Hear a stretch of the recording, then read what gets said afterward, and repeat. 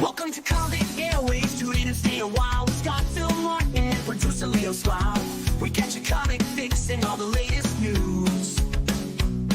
Segments to enjoy and laughs that will infuse. Ask Auntie Phil for advice that's real. Cover lovers got the art that you'll feel.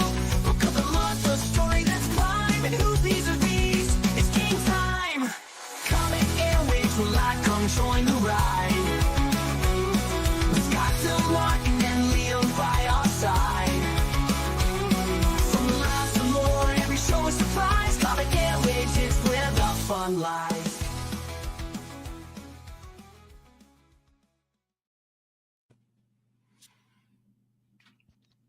Hello. Hello. You know, We've lost Scott again. Storm Bert has struck once again, and it's perfect timing. He was here the whole time. I seen him dancing in the backstage. As soon as we go cut the intro, here we are, and Liam's just pissed himself laughing because It's just the most unprofessional intro we've had yet. it is, yeah.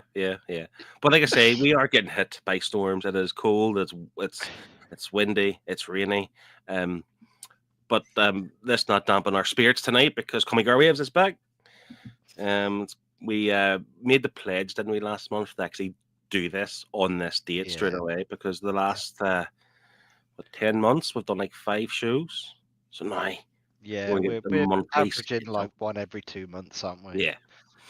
But it's a very special one anyway because myself, Liam, and Scott, we had Thoughtbubble last week.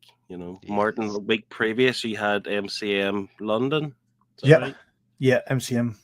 A month ago now, nearly 2 weeks, 3 weeks, something like that. Yeah. And of course, when you go to these conventions, you meet up with some folk, you meet some comic creators, you buy some garb. That's what we're here to kind of show off and talk about how we enjoyed our time at the 2 conventions. And of course, there's some guys in the chat here, and we'll get to the chat in a second, who we got the chance to meet in person. And obviously Kev himself, K-Wiz 88. It is 88, isn't it? K-Wiz 88. Yeah. It's definitely K with something. It's 88. I'm pretty certain. If I'm wrong, I don't think you'll hit me. You're going to look K-Wiz, silly now if it's not 88. he had his table at Thoughtbubble, which, I mean, I've bumped into him a few times. I feel like it was hard work. 2 days straight of like selling books. That's hard going, and I fully appreciate everything done. But Liam did get him the odd cup of tea, I think. I provided his supper when he got home. That's right. Oh, bless.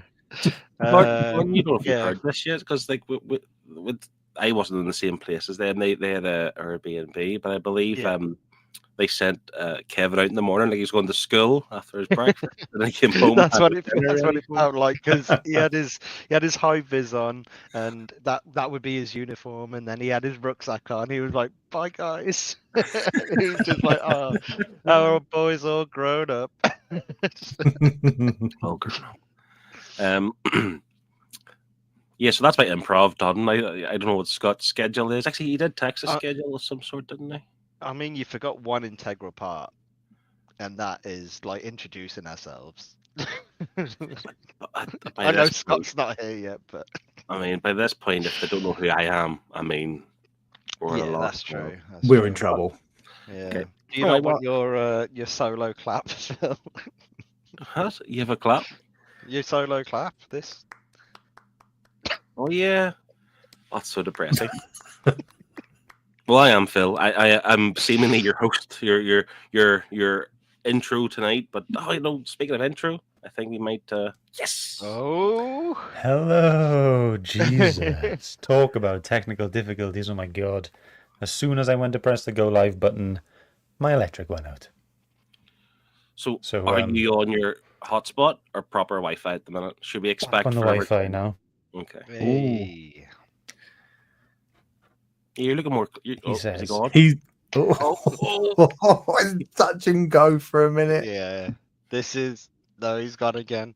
This is the episode tonight. It's just This has happened before. I think it's happened to both Scott and myself, and maybe even you one time, Liam, where we just kept. yeah, there I don't know, there was one time. It was back in the Nerd Herd days, and I was a guest on the Nerd Herd, and for whatever reason, Here we my go. internet go. was shocking. Oh, Scott's back. I think he's back. Right. This is it. This is it. I'm back. I'm back. Right. Where are we? We done have just anything? been. We haven't done anything. We didn't even do the intros. We've just gone straight into talking. Okay. All right. I wonder if we can kind of skip, do the intro again, and Pretend this never happened. yeah. Are you ready? Should we Rewind. Do it? Okay. All right.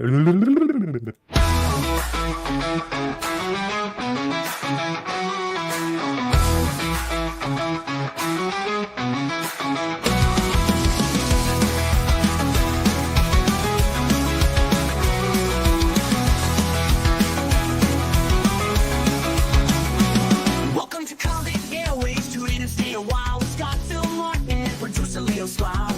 We get your comic fix and all the latest news. Segments to enjoy and laughs that will infuse. Ask Auntie Phil for advice that's real. Cover lovers got the art that you'll feel. Book of the month, the story that's prime, and who's these are these? It's game time. Comic Airwaves will live, come join the ride. Got Phil, Martin, and Leo by our side. From the laughs to lore, every show is surprise. Comic Airwaves is where the fun lies.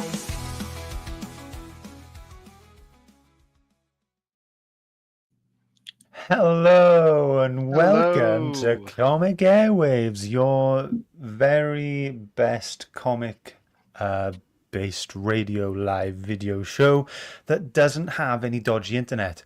So welcome everyone. This is our Comic Airwaves convention special where 75% of us have gone to Thoughtbubble and 25% went to MCM London. Sorry, saying the 75-25 split made me think of the 75% hard, 75% floppy joke we made quite a while ago. Anyway, I am Scott, and I'm joined by the boys. Above me here, I've got Martin. Evening all. Liam's right there. Phil's right there. Hello. I love the wet clap. wet And clap. as always, we are sponsored by Sci-Fi. If you'd like 5% off any comics, books, or mangas, then do use the code Airwaves and you'll get 5% off. You get a discount and we get some money as well, and we put that towards some great things. The latest thing we bought was some Comic Airwaves magnets. I have nothing metal to show you, but I promise it sticks to metal and stuff, definitely. So we bought them and we gave loads out to people at Thoughtbubble, and I've got this many more. I think I've got about 40 more, something like that maybe. So if you want one, let us know and we'll try and get it out to you. So we aren't really doing the normal schedule sort of thing this time, as we are doing wait, how do I delete a message from Chris? Sorry. And so, yeah, we're not doing the usual format today, as this is a convention special. We are just kind of ad hocing it. We don't have a schedule to show you, but what we are going to be doing during this show is we're going to be doing some shout outs right off the bat. And then we're going to show off the stuff we've had signed during these conventions. We are going to do a cover lover. I got a signed exclusive signed themed version of Cover Lover.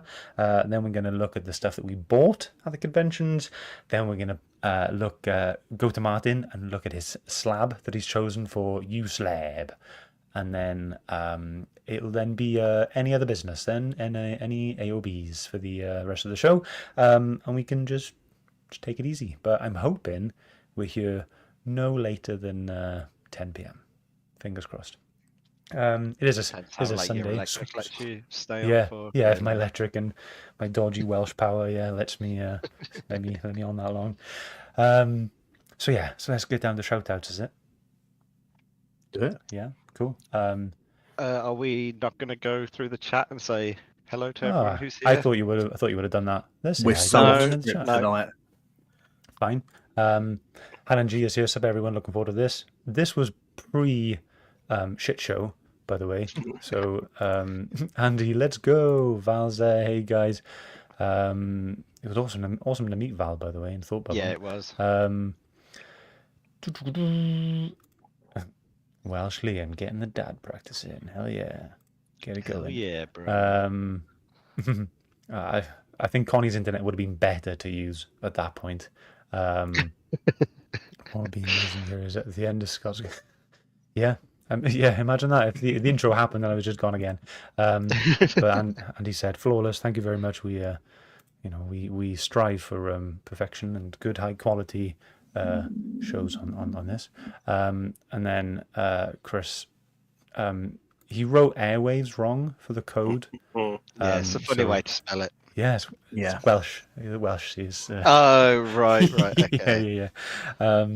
Yeah. Okay. So, who would like to go for their shout out first? Shotgun not.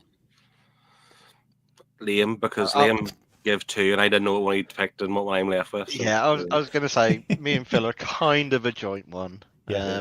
But I can go first. That's not a problem. I don't have anything prepared, really. But, right, have we got the banner? Where's the banner? So I am shouting out Baden James Melanie. He was at Thoughtbubble. He does a series called Edge of Extinction. I don't want to show too much because we'll be going through this later on, I'm sure. Yeah. But which one shall I show for now? I'll go for the one that drew my attention. And so that was the cover that drew my attention. As you can tell, it's a zombie story. I haven't read it yet. I haven't done any reading because I thought it was a story about road traffic. Yeah. I haven't read it yet, so I don't know what the story is actually like. But based on the covers and the variant covers, I assume it's going to be very, very good. Nice. Yeah, I mean, we had a really long chat with him. Yes, we? yes, we did. He's very nice, and he has some good connections as well. Like some of the covers were done. I can't remember the names. I think Ryan Brown was one. Right. A lot of 2000 AD. Kind of artists. 2000 AD, some Marvel and DC artists he's got connections with. Wasn't there someone who did like an Alien cover for Marvel as well? Yeah. Yeah. I can't remember if that was. I think the thing that was awesome about going to this guy's stall was he had issues 1 to 4 for his series. That's like the whole run for that particular day one series. Variants, yeah. Wait, are you going to talk about this later? I'll be showing off the covers later. Okay, but that's fine. But this is to shout out the guy himself. So. What was awesome about his stall was he had all issues 1 to 4, and Liam was like, "I want to get them all, please." And he goes, "Okay, what covers do you want?" And some of these covers were like, some definitely look better than others, but it was all the same price. And it was like, like you'd see some of those covers and you go, right, that would be in a shop. That could be like a 1 in 25 ratio cover. That would be a bit more. That could be a 1 per store variant, blah, blah, blah. Mm-hmm. And they were just all the same price. And it was like, that really surprised me. That blew me away. Yeah. Like £3 per issue as well. Yeah, like bargain. So good. Yeah.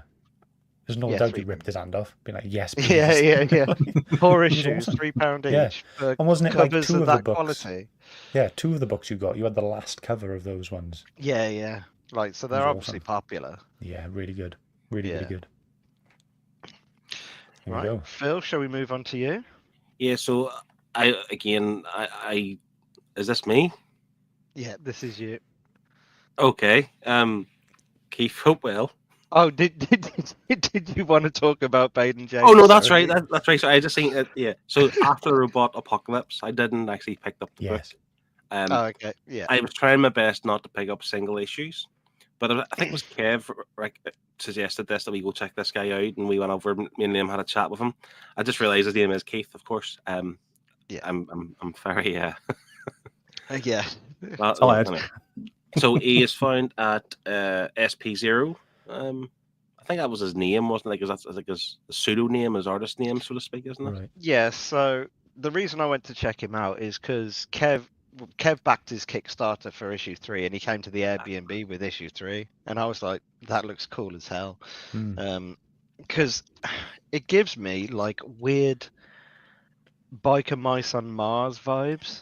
100%. And I was just kind of like, yeah, I'm into that. And essentially, he's a graffiti artist. He's been commissioned by councils to like do murals on buildings and whatnot. So I'm assuming the art's going to be fantastic. I know he's included some of those commissioned murals in the back of his book. That's really cool. Genuinely nice bloke. We had a good chat with him. Yeah. And he's very passionate about it. Again, I asked him, will there be a trade paperback for his work? And it will come, but it might be another year or two before we actually get that. I think he said it'll be 3 or 4 years, because you've got because he's doing one issue a year. One issue a year. So and he wants 5 issues, so that's the next 2 years covered, and then he's got to do the Kickstarter to get the backing for the trade. So you're looking at like 3 or 4 years. Yeah. I'm assuming he's writing and he's the artist on it as well, yeah. Oh yeah, the whole shebang. He does everything. Yeah, he does the whole shebang, yeah. So yeah, check him out, SP0, after the Robot Apocalypse. And he now follows us. He's a big fan of Comic Airwaves. He's a big fan of you. He said he really likes Anti-Phil. Everyone loves Auntie Phil. We should have had it. Ask Anti-Phil Convention Edition. I should have my own table, like no books to sell, nothing to promote.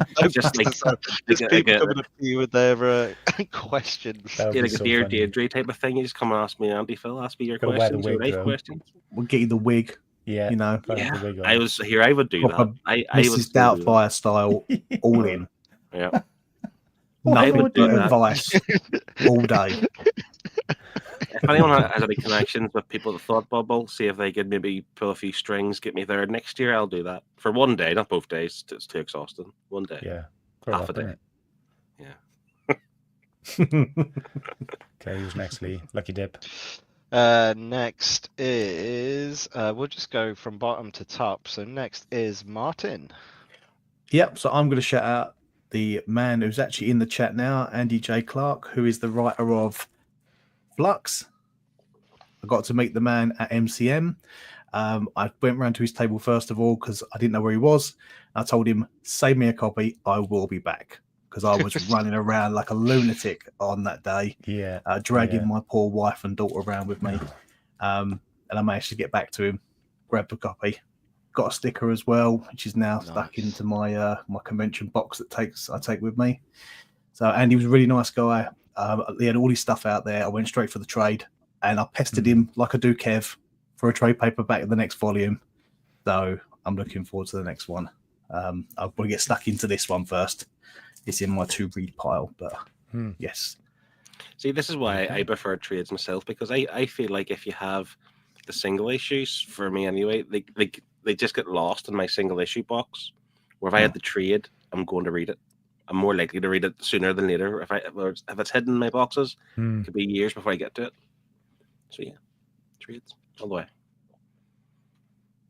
Nice. Agreed. Cool. So, last but not least, we have Scott.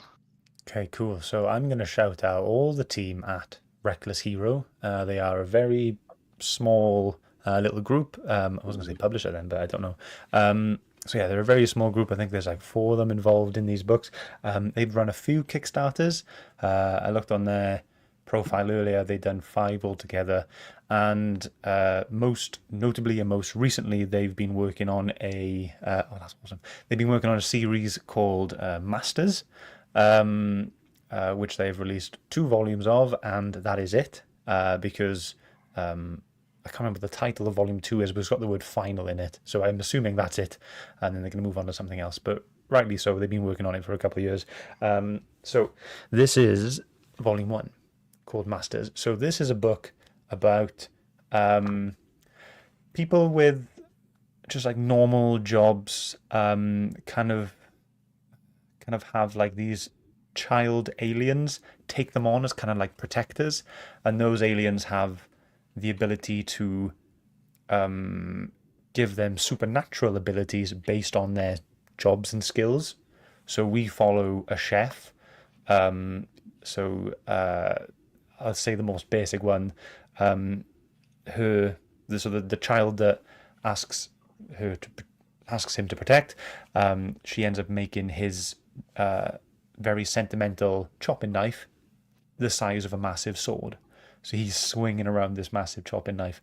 And the goal is for all these people who are protecting the child's children to kill each other. So there's only one winner, and then they get more powers and stuff like that. So it's very cool. In this book, it's about 140 pages. It's 3 issues. Paper quality is great, by the way. It's really thick, and I really enjoyed it and read it all in one hit. Really, really cool. Cannot wait to start volume 2 because I picked that up from them the other day, and really, really good. So I wanted to shout them out. They are very, very nice guys to speak to. Yeah, very they pleasant. Kind eyes, nice kind eyes. Really nice to speak to. So go and check out everyone at Reckless Hero. That's their Instagram, Reckless Hero HQ. Do you know something? They must have really kind eyes, because Liam, that book begins with an M. Do you notice? Yes. That? Yeah. Martin, do you notice that book begins with an M? Yeah. So one of the things that was a massive sticking point in conversation was Scott's structured, what would you call it? His way of reading his TBR. His system, yeah. I'm still trying to work it out myself. He baffled me with this before we started. We'll open into the chat because there's a few folk here. Like, if you have a TBR, a physical TBR, you put it into Goodreads, would you read it in alphabetical order? Because that's what Scott is doing. And Scott is currently on the D, so therefore M. Currently on the D, mate. Yeah. He's currently on the D. It's not called The Masters, is it? No, it's just called Masters. I was just wondering if you'd have gone like back to champy slang and be like Da Masters. So yeah, it is called. It is called Da Masters. Yeah, that's why I've read it now. Da Masters. That's the thing. You jump like, what's that, 8 or 9 letters? Could be like 100 books ahead of yourself, haven't you? I don't have 100 books left to read. Oh, okay, sure. I'm on like 80 odd left because I've been reading my books this year in alphabetical order. I'll have you find. Before we came live tonight, whenever your internet was down, Martin pledged that 2025 is his year for reading. I'm writing 2024 off because the last 11 months has been so bad. There's no point even trying to recover it. It's that much of a car crash. Just let it sit where it sits. And I'm going to do what Phil does. Maybe you need to have all your physical books put into your Goodreads and read it in alphabetical order. Maybe you need the system. You need that structure. Maybe alphabetical order might be the one done. No, you're okay.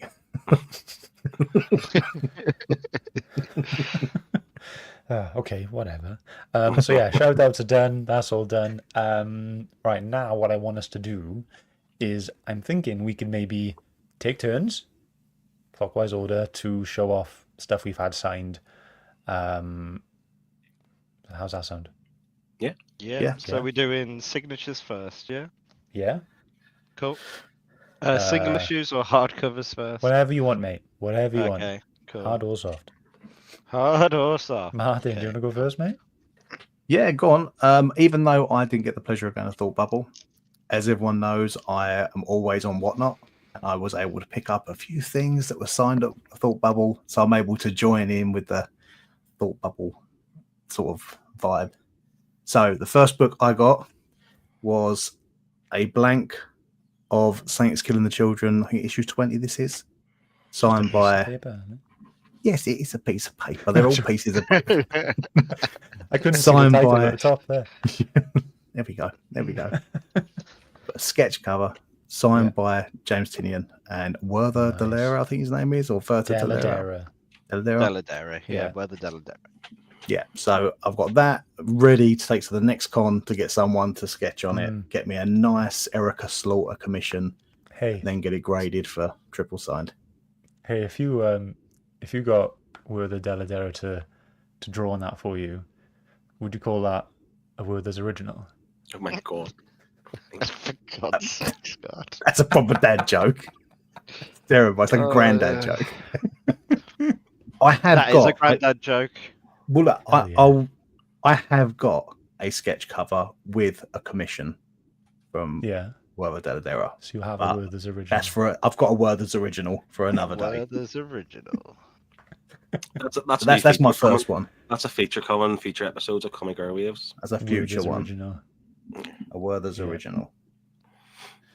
Can't wait. Go on, then, Lee.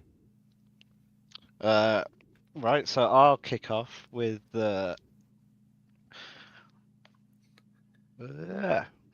We Only Find Them When They're Dead.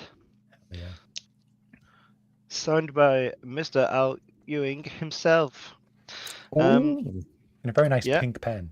Very nice pink pen. It stands out really nicely on the starry first couple pages. And it took Yeah. about 30 minutes to dry, wasn't it? Around that. Oh, Walking it around. took so long. Yeah, it's like a paint Paint pen? pen. Pink. Oh, Yeah. So he was not far away from Sean and Jacob Phillips. Who I also got signed as well. Wait, where's that? There it is. So I got that signed as well. But I was just stood there with We Only Find Them Dead open, waiting for it to dry. Like, it's like I want to get this book signed, but I can't put this down until it dries. Yeah. Dedication. man. Yeah. I've been Are we there. going- Don't Am worry. I going through all of my books? No. Or we One at a good? time. One at a time. Cool. Yeah. He just showed two. Ooh. I know. How dare you? I know. Sorry, it just flowed nicely. Just the into- excitement. Yeah, I get it, mate. Yeah. That's showmanship. Philip? My turn? Okay. Yeah. So Chip Zdarsky was probably the headline for me in terms of the bigger name on the the bigger kind of books like Batman, Daredevil, and so forth. So he was there this year. And Scott, you've read, you're currently reading, I think, or you finished the Daredevil Finished it now. omnibus, the Yeah, volume yeah. 1, but you're still kind of in the middle of that run. So I don't want to spoil Yeah. anything for you, but I have a pop of King Daredevil, which it's not going to show up too well. It's like a new costume design. He's obviously, Nice. I can't see that signature, can you? Too well. Very Kind of nice. see Chip written just there on the Funko Pop. So yeah, that's one thing I got signed. Nice. King Daredevil. I went to see. You'll see a few things from this right there. Kieran Gillen. He had just released. We Called Them Giants. It starts with W, so it took me a while to get to this. Like and- tomorrow, because you It just would be you tomorrow. really Yeah, want yeah. to. I'll just do it now. I've gone rogue, boys. I've gone rogue. But this was out the same week that we went to Thoughtbubble. So I got this pre-ordered. I went to like my friend's girlfriend owns a bookshop, so I was like, right, can you order this for me so I know it's definitely going to come in? And she did. And then I found out that they were selling them all over the place in Thoughtbubble, but it's fine. Look at what Valerie's just said. Anyway, got it signed in there, and he's done a little drawing of the main character there. Thank you, Valerie. Can I just jump in reading it now? Completely killed it for him now. You didn't even read it. Just checking the It's a bit good now, thing is it's it? in the Like, W's. He'd have forgot about that comment by then. yeah. Can, Is I, that can, I jump, deluxe? can I jump in here? It seems like a good Yes, segue because hardcover. I also grabbed it. Yeah. And I also got it signed. And I've also read it, Scott. Oh, what? It's okay. You don't read your comics. I read it. Okay. I read it on Yeah. Wednesday or Thursday night. What'll really blow your mind, Scott, is that I've read it too. What the fuck? Have you? No, I haven't. Paul Scott wants to sell it now. You watch it, it'll be up on Vintage tomorrow. Yeah, but the thing is now, I can Absolute only shit. sell it to people named Scott because he's written my name in the book. Never mind. Well. Anyway, go on, Martin. You go. Next book I got was the Free Comic Book Day Teenage Mutant Ninja Turtles first appearance of Night Watcher, signed by the artist Juno Bar, Nice. who's done a little turtle remark on there as well. Yeah. So that's a nice one. And that's a key. So I thought it was a nice Oh, one to go. I got nice. it for a really good price as well. Hell yeah. So, Man. yeah, that one's going off to CGC. It's a nice little Perfect. one there. Nick? Me, yeah. I'm going to do 2 again because I don't see the point in doing these separately. But we have, I'll do book 1 first. We have Something is Killing the Children, book 1, signed by James Tynan and Werther Deladera. Nice. And obviously followed by book 2, signed by James Tynan and Werther Deladera. Ah. Yeah. Lovely. I know that's a surprise that they're signed by the same people. Like, It's a plot twist. for Yeah. sure. plot twist. Did you not ask him to do a little remark or something in there for you? No, I didn't, unfortunately. No. Just the signatures this time round. Yeah. Maybe next time. Maybe Next in the time. future. Yeah. So Where you got, Phil? Stephanie Phillips was there, so I got a few issues of Grimm that was signed, but I also picked up this. This is called 8 Limbs, and it comes from us to us from Humanoids publisher. Somebody recommended this to me one time. I can't remember who, and I can't remember what they said to me about it. But there was a copy sitting there on her desk. It was the last one, and I thought, in the moment, I just met her. I'll pick up your book, and I got her to sign it as well, just in there. Nice. So yeah, it's I'm not sure what they expect, to be honest. It looks really good, looks really pretty.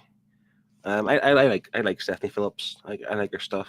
And while we're talking about Stephanie Phillips, I got Grimm #1 and the variant by your friend. What's her name, Martin? Jenny Frizen. Jenny Frizen. Friend. Signed At by this point, they are. BFFs. Nice. She was lovely, by the way, Stephanie Phillips. Oh yeah, she was great, Very wasn't she? I also got these signed by the same 2 people as Liam, so that one's done really quick. And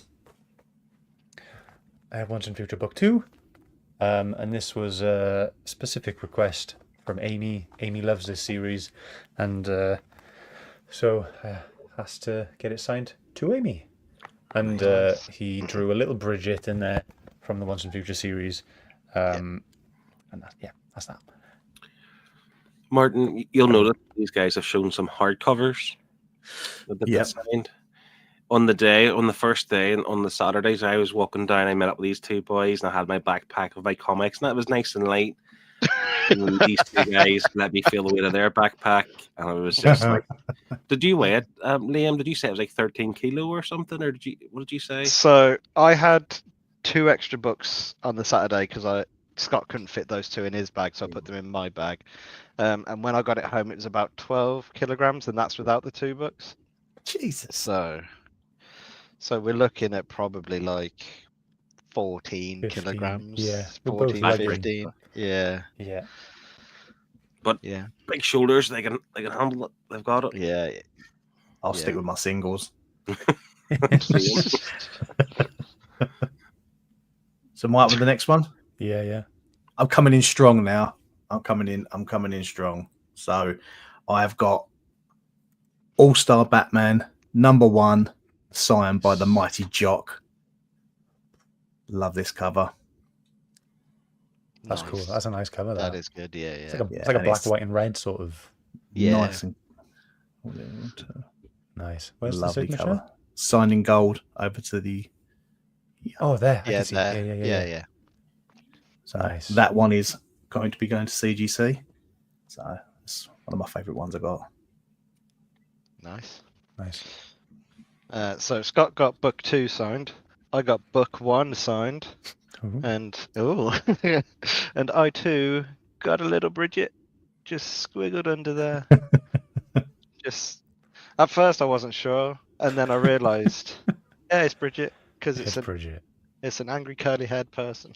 Nice. No, that's cool. Just wait and see what more hardcovers you boys bring out. It looks like you took half your library with you.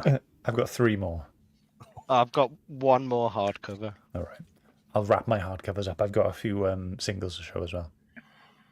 I'll probably do all my singles at the same time, and you'll see why. Fair enough. Yeah. Yeah, oh yeah, that's true. I'm actually gonna rhyme off a few singles here because they're all just like one book. We'll be here all night doing this. So I got What's the Furthest Place from Here, signed by Tyler Boss, and I haven't actually read this story, so I don't know what the context is of this little piggy character here. But I'm assuming it's related to the story. Yeah. Oh, there we go. Oh. Martin has Might a as well little jump piggy in there too. at the same time. Yeah. There we go. Is he the MCM as well then? I take it. No, this is all my thought bubble haul. I haven't right, touched any yes, of my okay, MCM yes, stuff. yeah. But yeah, I got that as well. He Going for a seems great to price. be another genuine good bloke who loves doing what he does. And the last time I was at Thoughtbubble, I got James Tinian to sign this local comic book day foil special. Nice. So I Oh, also nice. got a Werther Deladera Hmm. signature. So it's double signed now. Which is good. Nice. The same with House of Slaughter. Oh, Double signed, number 1. And then last time I was there, I met Jacob Phillips, and I got some signatures from him, but I completely ignored his dad. And it's just a funny story, so I'll tell you about this one. But this time around, I got Sean and Jacob to both sign Criminal number 1. Nice. Yes. Jacob Hill does the colours in this, and obviously Sean does the art. But on that there, I mean, I can't remember the last time, to be fair, but this year there was a big Jacob Phillips banner, you know, as kind of like his kind of promotional Yes. material. And then beside him was a little cardboard sign saying Sean Phillips with an arrow pointing to his dad. It's a little small cardboard sign beside him, which was dead funny. But yeah, so that's Sean's dead excited about the Criminal series coming out next year, so it's got me excited too. Nice. definitely. Department of Truth. Another Hardcover. hardcover. Double signed by James Tynan and Martin Simmons. Nice. to meet Love them. Martin Simmons. Yeah. Such an amazing artist. Like Phil, at the same time, I went to see Stephanie Phillips. Signed Nice. Grim hardcover to me. And then I'm going to say this one's my favourite one. Many Deaths of Layla Starr. It was a hell of a queue. He was only open doing signatures for like an hour. So we queued up as soon as we could. And we got there and he signed it like that. So he's basically drawn a little cigarette and the smoke coming out of it like that. Funny story. Liam. You want me to change my name? Yeah. So at the same time as this sign-in, what was his name? Something Adlard. Charlie. Oh, Charlie. I keep wanting to say Chris. Charlie Adlard. He was doing signatures as well, and a lot of people doing The Walking Dead. So next to me and Liam were these two boys. One guy had a big stack of single issues from The Walking Dead, and the guy next to him had a Walking Dead hardcover and Many Deaths of Layla Starr. At this point, it was 10 to 5. There was 10 minutes left. There's no way that guy was going to get his book signed and come to the other queue and jump in there. He wouldn't have been able to get it done.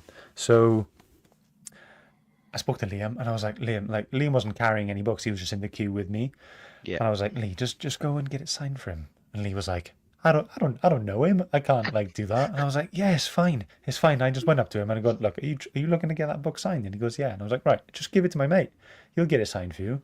And to be fair, the trust was there straight away. He was like, okay. So we did that, and I was like, oh, okay. What's your name? Do you want your name put on there? And he goes, yeah, my name's Andy. And then, and then, so at this point now, we're like 3 people away.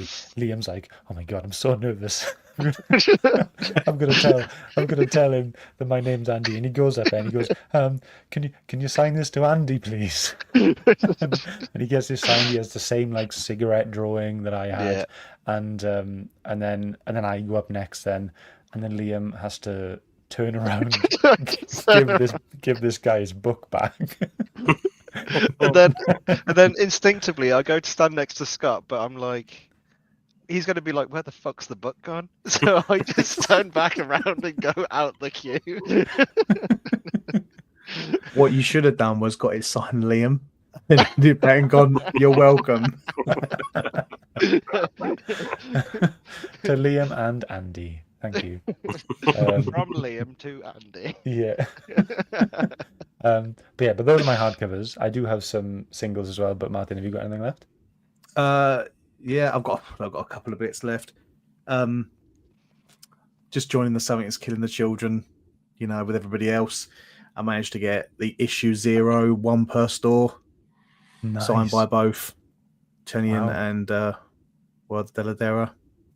Is that the one that, like, literally, that it's not going to be in the hardcover or something like that, or it's only just come out that one, isn't it? It just come out. Yeah. Out. So yeah, I've managed to get that one double signed, so I'm pleased with that. I'll go through my last couple of singles here. I also have got Absolute Wonder Woman #1, signed by Fabrizio Di Tommaso. He's Italian, I think. Nailed it. Yeah, just nailed it. Are you Italian, Martin? No. Italian. But yeah, managed to get that one signed as well. That was probably the most expensive book that I bought, because it's is actually quite an expensive variant. Sometimes these ones of the absolute Batman, Superman, and Wonder Woman, they're going for anywhere between 15 and 25 to 35 for that book. So yeah, I managed to get that one signed, which I'm really pleased. And then the last book I had in my Thoughtbubble pile was We Only Find Them With Dead issue 1, signed by Al Ewing. Nice. That's a good Thoughtbubble haul for someone who wasn't there. Yeah, not bad, are you? Better mine. Go on, Lee. So now we're on to my favourite. It's no secret that I was a big fan of Nice House on the Lake. I managed to get this signed by James Tynan and Alvaro Martinez Bueno. Hey. There they are. James Tynan and Alvaro, both very chatty and friendly people. And yeah, it was really nice to get to meet them and chat to them. Do you want me to go onto my single issues now, as they're in the same vein? They're in the same realm, and Yeah. I will go from least favorite to favorite, although I love them all. So there's Nice House by the Sea, issue 1. all double signed, aren't they? All double signed, yeah. This one I bought at Thoughtbubble because I hadn't seen this variant before, and the cover artist was there, but unfortunately I missed the chance to get it triple signed as she wasn't there on the Sunday. Oh, no, Danny? But I'm still very happy with the double signature. And then we have this one, which is one of my favorite covers ever. The postcard style is fucking amazing. And then finally, my favorite one so far is that one. Very nice. Very nice indeed. And that is my signature haul complete. Signed haul, nice. Great haul, mate. Well, I'll just finish off mine then, just with all the same person. I've already mentioned him, that was Chip Zdarsky. So I managed to get Newburn #1 signed. It's also signed by Jacob Phillips. You can even see the Chip. That's the thing, Chip's signed everything in black. Yeah. So you can just see it underneath the title there. Daredevil #1. Great run. You signed it He signed it on Daredevil there, so it's a bit more. Yeah, and it's on the red, so you can actually notice it this time around. That's better. That's better. I've actually lost it on this one. I have to now. Stillwater #1. You can see it here. He signed there. This apparently is going to be a TV show. Quids in. Quids in, top dollar. And then just the first issue of his Batman run, which he's signing silver this time. Oh, nice. That's a bit better. Batman 125. He did draw me something, but are we including commissions here or wait till after? Yeah, do it after, is it? Oh yeah, okay. Yeah, cool. Okay. You just made me totally forget that I also had my Daredevil omnibus signed, but it's on the shelf now, and it's over there. Sorry. How could you forget? We were in that queue for ages. I know. With a 25 kilo bag of books. Yeah, my 49 kilo bag. Right, so I'll do my singles really quick. Die issue 1 by Kieran Gillen. This is the 5th print, the Forbidden Planet exclusive. It's my favorite looking one out of all of them. They do live in bags and boards. I just took them out just to stop the glare. And then I got cover A of Once and Future Pen and Ink. So they basically just did first issue again, but it's all black and white, and they've got commentary from Kieran Gillen and Dan Mora on each page. Nice. Like a director's commentary kind of thing. And I got cover B signed as well. This is like the UV spot variant. You can just see, and this is like one of the action scenes from the book. That's signed as well. And then I hope Martin likes this one. Power Rangers Pink, issue 1, the colouring book variant, signed by Brendan Fletcher and Teenie Howard. And whilst Teenie Howard doesn't have a credit in this issue, she took over the writing of this story like halfway through. So she was there as well. And I thought, why not? Get them signed. They were both very, very pleased to see that book. Teenie was like, oh my God, thank you so much for bringing this to me. I haven't seen this in ages. This is so great. Blah, blah, blah. And also, both of them didn't know that Power Rangers Pink is being collected in a hardcover. They had no idea. Wow. They were like, oh, really? Oh, well, I hope they email me sometime and send me a copy, blah, blah, blah. I was like, that's mad. And then my final one, which was the first signature I got for the whole weekend, is my Flash #1 by Cy Spurrier, the New York Comic Con 2023 variant. Yeah, signed up there. Nice silver pen. But yeah, he was really nice to speak to. And I know his stuff isn't liked by all, and I think that's the same for every creator. But I was telling him I've been enjoying his stuff as a bit of a breath of fresh air, my kind of perspective. Like I'm just going for the ride. I'm just enjoying it. But one thing that bothered me was he was like, "Oh, good. I'm glad," because there are some people that are saying that I'm not doing a good job, blah blah blah. And this guy stood next to me with a stack of books to get signed by Cy Spurrier. Just went. He was like, oh my God, like Whoa. You're in his face and you're about to ask him to sign books for you as well. So disrespectful. But yeah, but I wasn't saying it just because I was stood in front of him. I genuinely do like what he's doing at the moment, and it's just different. So yeah. The general conception at the moment is it's not a good run. There is a lot of negativity around the current Flash run, unfortunately. But then again, look, Jeremy Adams, following Jeremy Adams, and everything that man touches turns to gold at the moment. Yeah. So, you've had big shoes to fill. Yeah, but I'm there for it. It's just something different. And he's doing, from what I've read so far, he's doing a really good job at developing Wally West's children. I can't remember what they're called. Jesus, J and something. But they've come along really well, and they've developed really quickly and well, in my opinion, in the 2 volumes I've read so far. So I think that's where he's focusing, maybe on just like building the family up, because I guess there's less legacy, maybe. But anyway, those are all my signed things. I've got a couple more. Yeah, fine. You said you met Brendan Fletcher? Yeah. Well, one of the series that he's also known for is Batgirl from Burnside, Yeah. second Yeah. half of the New 52 run. MCM, I got to meet Babs Tarr, who is the artist on Nice. majority of the covers. This is one of the covers. This is her Adam Hughes sort of homage cover. She signed it at the bottom. But I've got so many Batgirl covers, I didn't know what to take. So I literally took everything that she's done, and she was kind enough to sign every single one of them.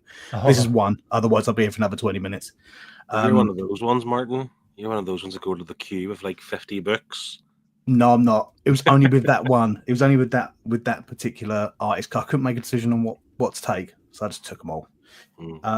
I also got the pleasure of meeting some Power Rangers in MCM.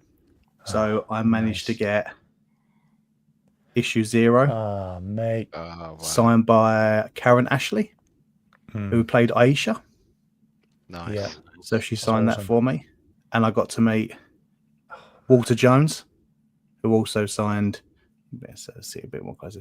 He's done it in paint pen. Another one of the old paint pens. We sitting there huffing and puffing on it. So yeah, he signed that for me as well. So I've got a matching. Well done. That's matching awesome. too. Nice. I have the other covers, so eventually when I get to meet the other Power Rangers, I'll get them signed. And then last but not least, I managed to. This was the longest queue of MCM for me, because I tried to avoid the queues because you're standing them for so long. But I had to get this one. So I got a Futurama comic signed by Billy West, who is the voice actor of Fry in Futurama. Nice. That's awesome. Nice, So man. he That is signed so that. cool. Signed it at the top there. Yeah. So That's sick, man. that's a Yeah, nice one. that's I'm so going to get cool. that graded. It's don't get me wrong, it's not a perfect cover, but it's for the PC. So if it comes back, anything below 9694, it's fine. But yeah, that's Wow. all my singles at the moment. Nice. Great. Very nice. Yeah. Wow. We all done? I think Right. so, yeah. We can either move on to Cover Lover, or we can just have a quick chat about the conventions, just the experience of them. What do you think? Yeah, definitely. Yeah. So, what happened in MCM? Like, I've never been. I've been to the Birmingham one, but I've never been to the London one. How big is it?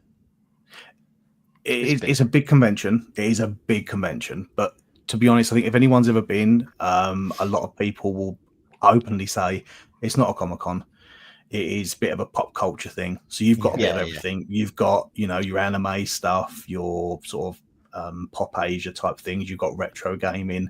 You've got Artist Alley. You've got entertainment. So it's a bit of everything for everybody. But for people like myself, I just spend most of my time in Artist Alley. I like getting my SIGs. I like getting my autographs. Sometimes go to the entertainment bit because, like, same with the Billy West signature, you see someone that you want to see. There was other people there as well, but it wasn't really a Comic-Con. Right. But it was fun. It's great for take the family too. My little girl came with me for the very first time, and she loved it because she's big into art. So she's already saying she wants to go to the next one. So MCM's a bit of a religious thing for me. So she'll be coming with me on the next one. Awesome. That's so nice, man. Yeah. It's great. Yeah, you I've can go done with your girl, I've done the London one once. I say I've done it. I worked it because I was with CEX at the time, and I don't know if they still do, but they used to have a store at the London Comic Con, and I got to go around for an hour. Like, London's great because it attracts all the big names. Obviously, it's the biggest in the UK, I want to say. Mhm. I wouldn't want to confirm that, but I'll just say Yeah. I'm not 100%. It's definitely up there anyway. And like, not only do you get the big names that you can pay for to go meet and get stuff signed, photos, whatnot, but there's also YouTubers and things there. They might have their own stores, or they might just be walking around. It's a very unique experience in terms of Comic Cons, I'd say. Yeah, it's brilliant. Don't get me wrong, I do enjoy it. But I do wish they would up the comic book thing. Like when I went in July was so much better. There was so many more artists. Scott's Collectibles missed this one because they were at New York Comic Con, but they were there in July, so that's where I got to meet Word the Deladera, Martin Simmons, and I got to talk to them, get stuff done by them, got some commissions in early because as soon as it opened, I was straight to Scott's Collectibles to get some stuff booked in there. Nice. But MCM is just, it's different every time. I'm looking forward to hearing about what Thoughtbubble's like. So I've watched videos of it, but it seems to be Thoughtbubble's a bit more smaller and a bit more personal, which I feel like MCM is not, because it's just crowds after crowds if you don't get priority. Yeah, I mean, it does still get busy. Yeah, there's 4 rooms in total, like 4 halls. It was bigger this year, wasn't it? Yeah, it's definitely the biggest one I've seen. Like the first room, well, it depends on which entrance you go into. If you go into the standard entrance, which we went through, entrance 4, you go into like, what was it called? The Bubble Red Shirt? Boy? Oh, Red Shirt, yeah, Red Shirt Hall. Oh yeah, Red Shirt is the OG entrance. Yeah, and that's the stand. That's the room where Kev was, and you get a lot of like new and upcoming and very like independent creators going in there, and it's really cool going around. Like Rich Watkin from Digital, he was there as well. So we spoke to him for a while, and I bought his trade, and that was it. Keith Hopewell, he was there. So like you kind of like get the vibe, and like in that room as well. Yeah, in that room as well, you have like artists selling the little bits like stickers and bookmarks and like little Posters A5, little A5 things and posters. Yeah, and it's just like it's a really cool room to be in. And then you go through to the next one, and then it becomes more. The distillery hall it's called, wasn't it? Yeah, the distillery hall, that one, yeah. A little bit more of the same as the Red Shirt, but as well, you've got like people who have published quite a few books, quite a few stories, quite a few trades. That's when you start to get some like more names that you've heard on the grapevine and through what other people are reading and stuff like that. Like Jock and Chip Zdarsky, they were in the distillery hall. Yeah, they were. Yeah. Okay. But there's still people who maybe aren't. I don't want to like offend people, like aren't as big of a name, but have been in the comic biz for a while, and you might just know them just through going the Thougtbubble or Kickstarters over the years. There's a few kind of still unknown people, but that hall's a bit more chaotic, and they charge £10 for a sandwich and a coffee. But sure, it was all right. Yeah. It was okay. And then you go through to the next room then, and that's where like for me that's what I call the signature room. This is where like for us the bigger creators were, like James Tynan was in there, Kieran Gillen was in there, Word the Deladera, Man Simmons, Thorogood. Thorogood, Alison Sampson. They were just lined up all around the perimeter of the room, and then in the middle of that, then you had again more people you hadn't heard of. The guy that Liam shouted out earlier, he was in that same room. Edge of Extinction, and it's like seems to be, everything just seems to be like ramping up as you go through the whole thing. And then the last room then was just kind of like the traveling man room, where you could just go and buy loads of graphic novels, and they had like bargain bins as well, didn't they? Loads of like stuff for sale. It was massive. They had a kid zone there. They had what's the area? The dead something for the panels and the talks. Dead Up North, is it called that? Yes, the Dead North. Dead North, something like that. So that's where they do their panels.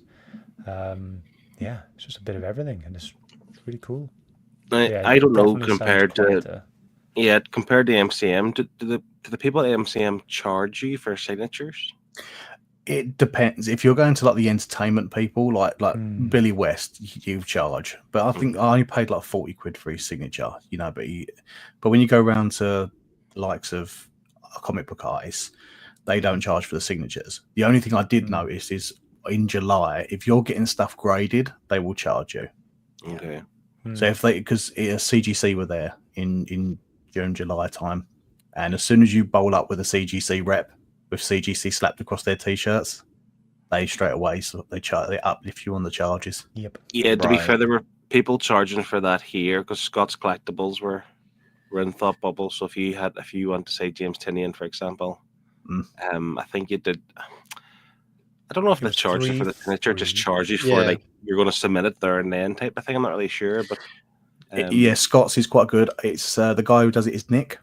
I have spoke to Nick quite a few times. Nick was there in October. He's got a couple of.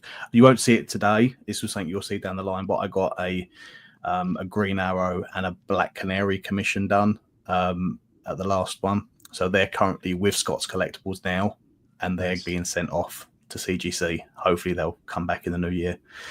But yeah, Nick will come up with you. He'll witness it for you, and then Scott will deal with the whole thing, which is quite good. So they'll deal with the whole thing. They'll send it all off to the US, send it back to you. And my first one I got done was last Boxing Day, and it turned up on Boxing Day, which was a nice present. My very first CGC slab. Nice. Merry Christmas to you, sir. The thing about Thoughtbubble, like I just find the whole thing massively like just positive overall. Like you mentioned the kind of creators, like I don't think we're ever going to get Jim Lee or Jeff Johns. I don't know why. I feel like they would never come to Thoughtbubble, but you're getting kind of still pretty big names. Like Scott Snyder was there a couple of years ago. James Tinian's come every year, it seems. But even like Kieran Gillen, it was like on the Sunday I was walking around that red shirt room. That was the room Kev was in, and say the digital comic book was in, and Robot Apocalypse and all those kind of ones. And Kieran Gillen was walking around shopping as for himself and looking out for new kind of books for him to read. And like I like that, just the fact that like Kieran Gillen taking his time to go around and like shop. But I don't know if he was going around every store. He kind of made a beeline to this one particular store he went to, but just like the idea that they're just going around mingling with people. And again, I remember 2 years ago when Kieran Gillen was there, I think he was his wife had just had a baby, and he was walking around the con with his baby in the carrier sack bag thing, whatever you call that. And he's just mingling with people. And I would imagine with MCM or like the big Comic Cons, any of the kind of the main draws, they kind of like are kind of shoot out the back door type of thing. They don't want to mingle with the crowds, with the masses, so to speak. It depends. It depends because, like, when I saw the Power Rangers, they weren't in the. They didn't have like the signing area. They had their own booth. So when I went up and met them, I got to stand and talk to them for 5-10 minutes. You know, just talking about the show, talking about different bits and pieces with them, and they signed multiple things for me, and they were so friendly, you know, and they were able to have that interaction. But when you go to the big lines, like when I met Billy West, it all depends on who you meet. Sometimes they want to talk to you. You know, Billy West, his queue took ages because he loved to talk to people, which I was quite happy to because I stood there for an hour. So at least I want to have a couple of minute conversation with him. But sometimes it is like a conveyor belt. It's straight up, sign, hi, you know, blah, blah, blah, blah, blah. Because I've met, I went to London Film and Comic Con was where I first went to cons. And I've met people like David Harbour from Stranger Things. Yeah, you know, he was a really friendly guy. But then I also met Dolph Lundgren at the last one, and he didn't really have much to say because he was getting to us later in the day. So it's like, hi, you know, shake your hand, sign your thing, off you go. So it just depends on who you see, and the conventions they don't like you taking photos either.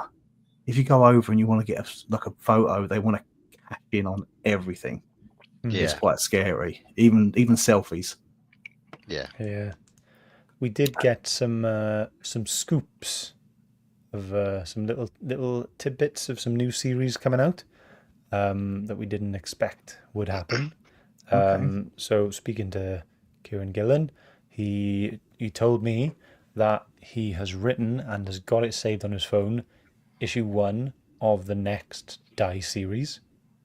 Ooh. So they're carrying on with that. But he did say it's not following the same people that we had in the first series, but it's going to be more Die goodness. And very excited for that. And then we saw Pete from Triple G Comics. He was telling us, and I don't know why I didn't ask about it myself, but he was telling us that he has pitched to Boom Studios more Once and Future stories. Ooh. But it's not going to be following what we know. I think it might be more of a Bridget prequel, origin, that sort of thing, maybe. And to be That would fair, be cool. I'd be well There's up for scope that. for That'd that, isn't it? Yeah. that'd be really, really good. And just any excuse to see more Dan Mora, Yeah. in a book, that'd be awesome. So yeah, really excited about that news. Very, very cool. Just hope it comes quickly. But the fact that he's got Die already, issue 1 is written. Yeah. I feel like we're gonna get that first, and then we're gonna get Once and Future. Yeah, 100%. Yeah. Yeah. Right. Should we move on to Cover Lover? Yeah, Yeah. let's do it. Let's go ahead. So we have got a special signed edition of Cover Lover. So we've all gone and got books signed at our conventions, and we've taken photographs of them, and they put them on the presentation, and we are going to be asking you to tell us which one is best. And like always, there's going to be a Instagram post for you to vote on there as well. But let's go ahead and look at this. So first up, we've got my one. So here is mine. So Flash issue 14, signed by Cy Spurrier himself. I bought this at Thoughtbubble. He was selling it along with a bunch of other variants from Flash. And it is, this is the Cover D Daniel Samper all-in foil card stock Virgin variant. Yeah, cover artist Daniel Samper, written by Cy Spurrier, and art by Vasco Georgiev. It's very shiny. I do love it's these nice. covers. Yeah, it's They've released a massive wave when they did All In. When they started All Yeah. In, they did one for Yeah. every single character. So I've managed to pick up Green Arrow and Black Canary for Birds of Nice. Prey. Are they the same But style? same style, all Yeah, by nice. Daniel Samper. It's just absolutely amazing. I love the. They look better in person. Yeah. They pop. Oh yeah, it's great. I definitely want to get this framed, 100%. So yeah, so that's my one. Moving on to Martin's. There we go. Take it away, Martin. Mine is the Mighty Morphin Power Rangers 30th anniversary special. It is the Tyler Kirkham battle damage variant. I managed to get it originally. I didn't meet Tyler Kirkham, but I managed to buy it signed by Tyler Kirkham at the top, and I took it to Comic-Con with me and got Walter Jones, who is Zach in the original Power Rangers. He got him to sign it for me as well in paint pen. And I stood there for about 10 minutes, huffing and puffing, blowing on this book. So it dried nicely before I bagged it up. Nice. So it's a Is stunning book. Is this the Whatnot variant as well? Because there's 2 covers of this. I am not sure. Oh, so yeah, it's like I was looking on it earlier. I was on the League of Comic Geeks, and just to double check what it was, and there's the same like pose that Zach is doing, but the background has got there's 2 different covers, and the website said that this was the Whatnot variant. Oh, okay. That could be where it could be. It could be. Yeah, it's the foily really one. cool. So but it's Yeah. But it looks awesome.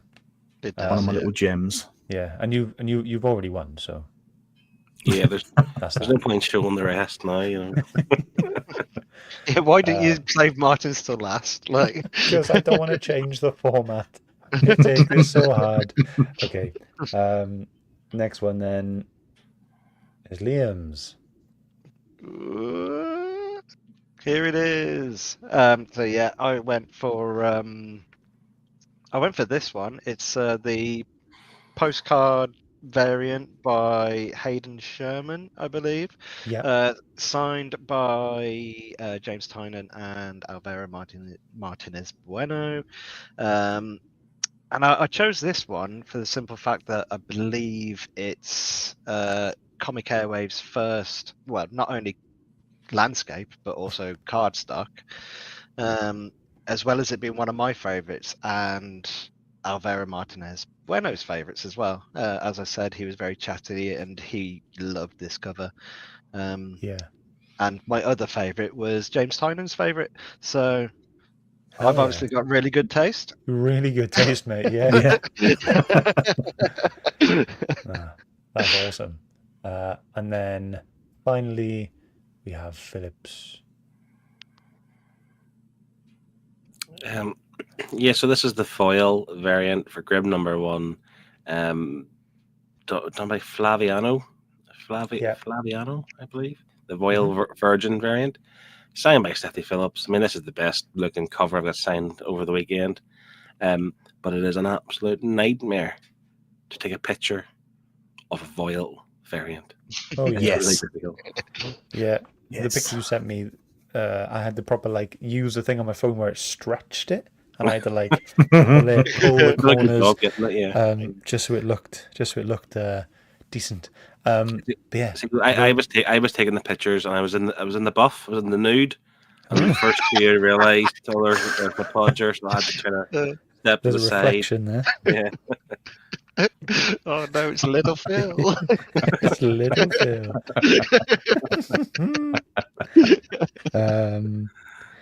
So Yeah, I know you said Go on. that Martin was going to win, but yeah, aside from mine, my favourite is Phil's. Oh. Yeah. yeah. I was going to say, aside from mine, and aside from Martin's, my favourite's Liam's. And aside from Martin's, aside from mine, aside from Liam's, I like Scott's too. Yeah. All right, yeah.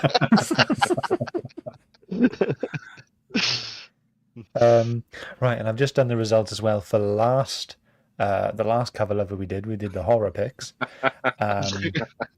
Andy's yes, Andy, mate. Yeah. Yes. And Thank you, Val. the votes we Thank you, had in Sean. for the horror Thank you, stuff Andy. last month. Liam and Martin, you had 1 vote each. I had 2 votes. Philip, you had 4 votes, and that was for your colder pick, remember? Oh, yeah. Yeah, well done. So there we go. So I'll put a post up tomorrow for these, and you can go and vote and decide who's the winner there, and tell us why it's Martin. I mean, based on the chat currently, it's me. It's Andy. Yeah. It's 3-0, boys. It's Andy at the moment. Four. Yeah. 4 now. Four. Yeah. 4-0, boys. This will be your first one. That's awesome. I know. Right, Yeah. so there we go. So there's our cover lever. Now I'd like us to go and show off the things we've bought. Yeah. Oh, also, no. I've got some covers from the Discord. Sorry about that. Oh yes, of course. So we have this one from Kev. Nice. He said that was signed by the Emperor himself. Yeah, It's pretty cool. That's very. that's a very nice one to have. Don't get me wrong. His signature is not cheap, so that's a nice one. I think when I went to my first MCM, I think he was there, and so was the guy who plays Boba Fett. I think they were pushing £100 a signature. Wow. Nice. I'm also a Okay. fan of the crochet that it's sitting on top of. Yeah. Please tell me Of Kev. course. So yes, that's from Kev. We've got this one from Rich from Comics versus the World. He said this one requires an explanation, so I've got it here. Kieran Gillen signed this at Thoughtbubble in 2023 and asked who his favourite Avenger was, young Avenger was. He said Wiccan and Hulkling. So he drew a very bad picture of Wiccan and using his magic to turn a Hulkling into a chair. Right, so that's the bottom. That's one on the bottom left.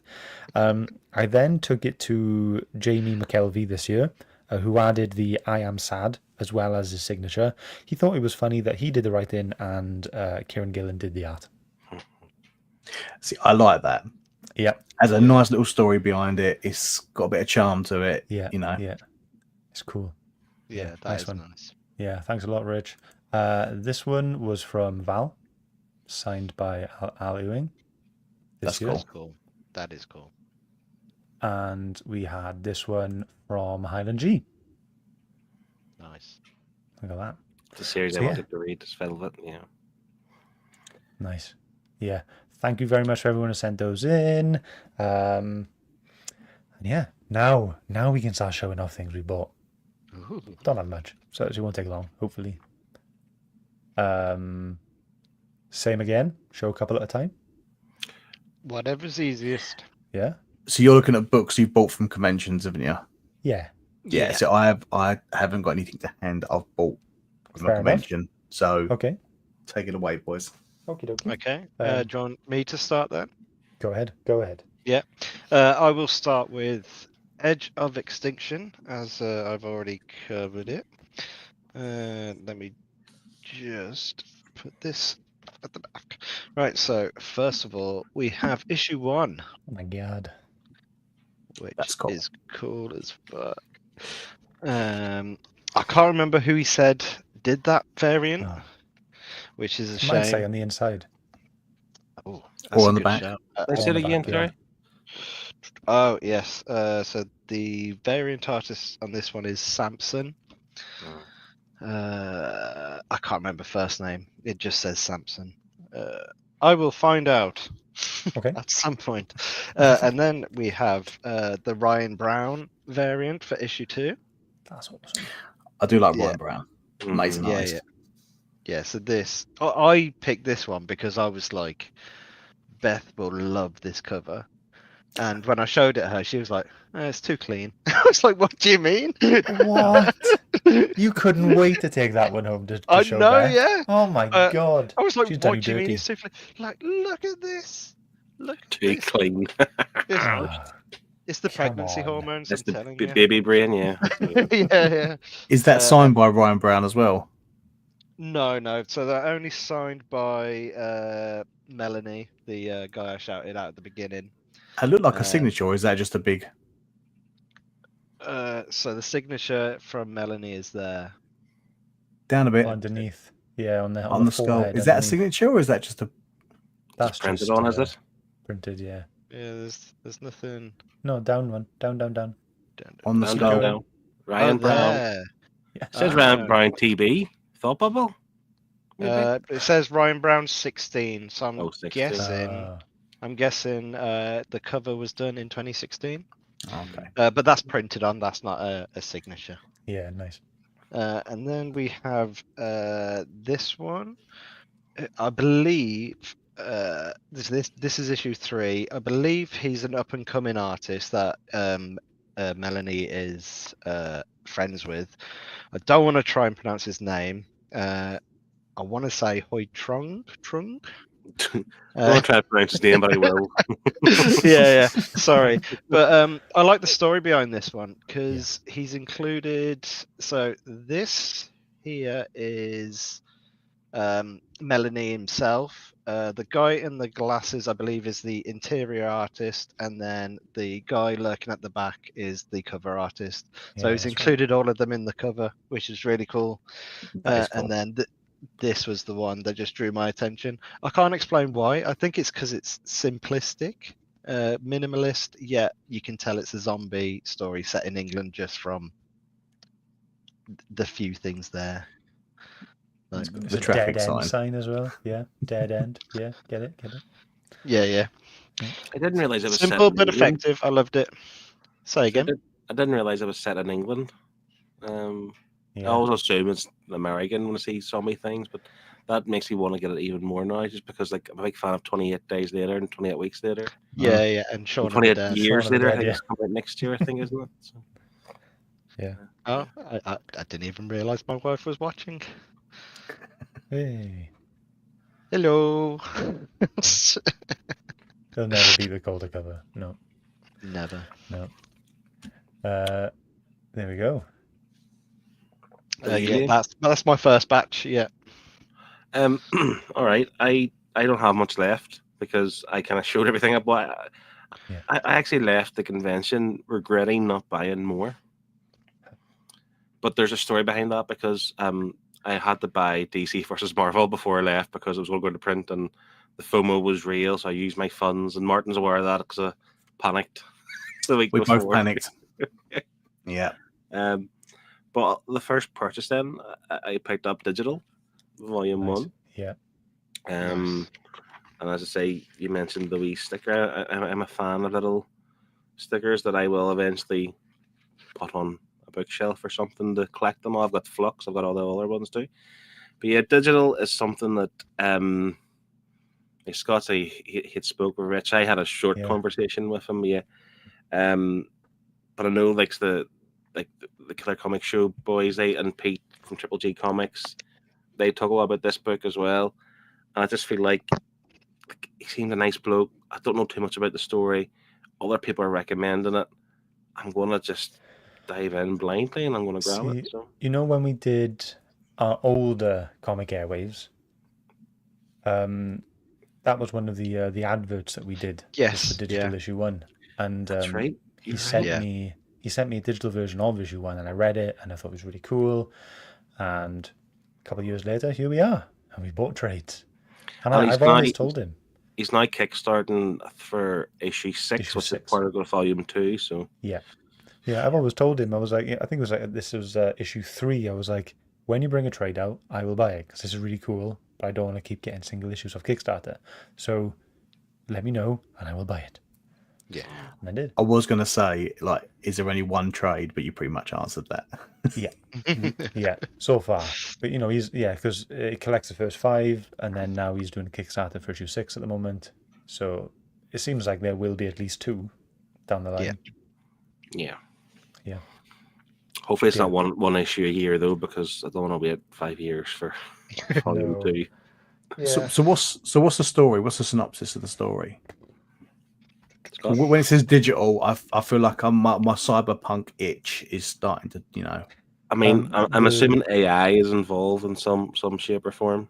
There isn't actually a synopsis in the book, on the back of the book. But when you open the book,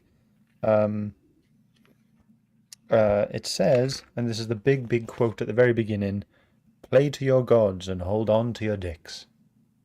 Okay, that's an instant buy then. Yeah, pretty cool. Yeah, I've only read issue 1. It's very action packed.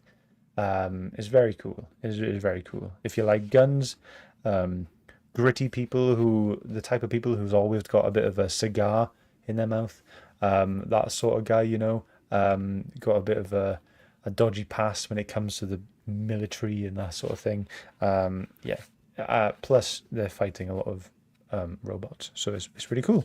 I don't know, Phil, if you picked them up, but he gave us these art prints for free. No, I wasn't fortunate enough to get those for free. I was eyeing them up though. That pink one's, that's cool. Yeah. So those are the characters. So that's the main character that you follow. Very cool. Very, very cool. Here we go. Phil, is it my go? Yeah. Yeah? Great. I want to show first and foremost my commission from Mr. Kevin Wells. It's my Megazord. So good, man. And he loved drawing it too. Oh, he told me it was the best thing he's ever drawn, and he enjoyed the experience from every single minute of it. He wants more like that. Yeah, so if you want any other types of Megazords drawn, or like Voltron or something like that, then maybe like something from Gundam, Kev wants you to reach out, and so he will draw these for you. Cool. Because Kev's going to hate me with my next submission idea. So I've got a post scheduled to come out after the show tonight, and I've included a little reaction video of me actually receiving this, and my reaction of seeing it for the first time. So that'll be on. I hope there's tears. Kev said he's going to charge later. Oh, it's extra. Yeah. Val has said about digital, I passed this table so many times saying, nah, this doesn't look interesting to me. And as she was adding it digital to Goodreads for me, I started to regret it. For anyone who doesn't know, Val is a librarian on Goodreads, and she can add books to Goodreads for you. So that's another good reason to come and join our Discord, because we have Val on our side to do that sort of thing for us and help us out on Goodreads. Val, you'll just have to come again next year, because Rich will be there. Yeah, I'm sure. And just try not to leave a bag on the train this time around when you're running to get home. Oh no. Can't believe that. But it's all good. She kept the good stuff. Yeah. Also from Kev, last time hear your trade, and Silence in the Woods, little body horror sort of story as well. Yeah, so there we go. We've all got a copy. We've all got copies. Yeah, there we go. And if you don't have one, go and get one. I was going to Can I say, ask while on you- the subject, Kev got the What- Dark Emissary as well. How do you pronounce this name? I want to say Bunaba. Because Kev does really well to like create comics where I struggle to say the name. Like I can't say the last Ein here, yeah. I'm here, yeah. I I can't. mean, it say doesn't that. help that you can barely speak, Phil. I know that's the Irish in me. Here we go. So all I've got left is 2 singles and 4 trades, so I'm happy to like do one more round and then I'll just rattle them all off and then we can move on. I've got some more to go through as well. Go ahead. So, obviously, Robot Apocalypse, as we have already discussed, issues 1 to 3. As said, he's releasing one a year. All of them are kick-started, I believe, and I don't know if Kev's back from the beginning, but he's definitely back the third one. And that's how I found out about Robot Apocalypse. Yeah, and that was. I can't wait to read it. It looks cool as hell. And Keith as well. Very friendly, very chatty, to the point that I was talking to him for so long, I forgot to ask him to sign them, so I had to go back to him the next day and get them signed. And then I have Hook for Hands, who is by Back Pocket Comics. Yeah. I believe you got something from them as well, Scott. Yeah. Mine is just an issue-sized book. I think they said it's an anthology with 3 different stories in there, so I can't wait to read that. And then I got Hexes, Volume 2, because I got Volume 1, and Volume 1 is very good. Another anthology series. Highly recommend. Blue Fox Comics, that one is. Yeah. And then Simon Burke. yes, that is Yeah. correct. I did get that one signed as well by Simon. Yeah. Yeah. And then I got this little book for Bethany, which Scott pointed out to me, because there was a stall there which had a print of some ghosts sat around a campfire telling human stories, and it was like, and then she had to get a job to pay her mortgage, and I was like, if they made a book of little things like that, I'd be well in. And Scott said, this is pretty close. It's made by Richard Fairgray, and it's little stories that he's been doing from age 7 up until 37. So, yeah, and that Nice. is me done. Sweet. I picked up. I wanted to get this at his own stall. So Crom had a stall, but when I went to it, Bird King had all sold out. I had Bird King Volume 2 and 3, but not Volume 1. It's like, well, I don't want to get No. Volume like the other 2 before I read the first one. Yeah. But I managed to grab this on the way out, at a different kind of retailer. But you know yourself, when you're walking around Thoughtbubble all day, you do start to tire, and it's just like, as towards the end of the day on the Sunday, I bought that. I was like, I'm not going back to get my signature. I'll get it a different time. So that's Bird King Volume 1. So we already mentioned Kev's stuff, but I got 2 commissions done as well. Ooh. And I'll save the best to last. Mm-hmm. So Chip Zdarsky. See, whenever we queued up for Chip, the queue was so long because you had every balloon head bringing 50 comics to get signed. Plus, he was doing like commissions there and then. You show up, pay your money, and get a commission done. So I actually had to go twice because the first day I forgot to bring my pop box. And I was kicking myself, so I had to queue up the second day, and Scott and Liam are waiting around on me. But I thought, I'm here, I'm going to get a commission done. But you could choose, you could pay £30 and you tell him what you want him to draw, or £25 for a Chip's choice where he just decides. So I thought, a wee bit of fun, I'll get a Chip's choice. But I kind of regret it Not that, Oh no. not that this is bad. I just kind of wish I didn't get this. He says, right, I'll do a goofy kingpin for you. So I got a goofy kingpin. I like it. I thought you That's liked all that. It's cute, man. Yeah, that's good fun. It is, but I feel like I could do that. Yeah, but you didn't know to do. No, I didn't. Yeah, But Exactly. yeah, this. and To be it's got fair, a looking at it signature now, on and it. this it looks okay. It is cute, but it's a goofy kingpin signed by Chip Zdarsky. But it wasn't the best commission I got over the weekend. Kev done this, the Fallen God Silver Surfer, and it's to go Nice. alongside the Cosmic Ghost Rider. I'm not doing it justice now. So if you've read the Fallen one or the Fallen God, whatever it's called at the minute, it's like where Silver Surfer's black.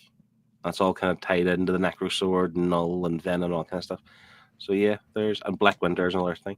So yeah, there's the commission for from Kevin. Nice. I'm not doing it justice, cool. but like the kind of yellow through the kind of It's really like the good. reflections is really cool, and the cosmic colors in the background.